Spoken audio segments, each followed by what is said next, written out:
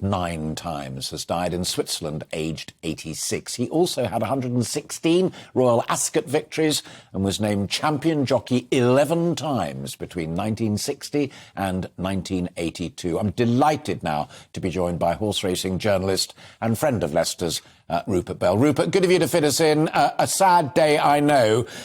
Your headline take on this extraordinary, iconic man of racing. In terms of what he did as a jockey, unbelievable. And starting his first win at age 12 just wouldn't happen now. 9 Derby winners, as you alluded to. His single-minded quest for winners. And he didn't mind who he trampled on to get those winners. He just wanted to win. He had an insatiable desire to win.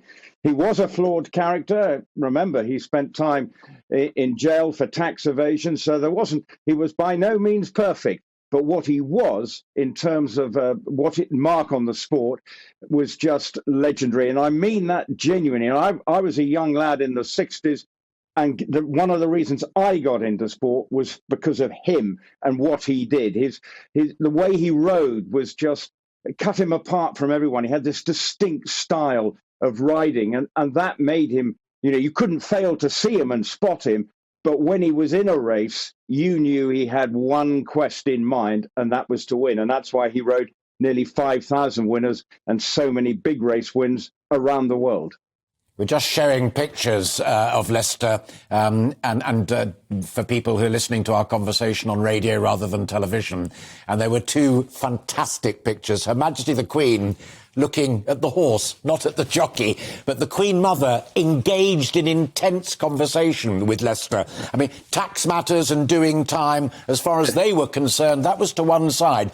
This was a guy who was a master of a sport that both the Queen Mum and the current Queen adored, and he did well for them.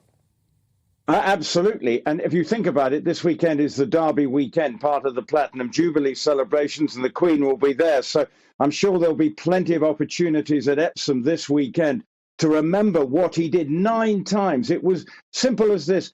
Remember then, Derby Day was almost like a permanent back holiday. The city closed down. It was run on the first Wednesday in June. And everyone would just say, even if you knew nothing about racing, what's Lester riding? And that was it. And that's why he was able, he first rode the winner on a horse called Never Say Die. And actually, in terms of his riding style, that was the most correct horse that he should have ever ridden on, because from there on, his approach was wholehearted. It was fearless. And what he had was the drive that top sports people have. You think of when Tiger Woods was in his pomp.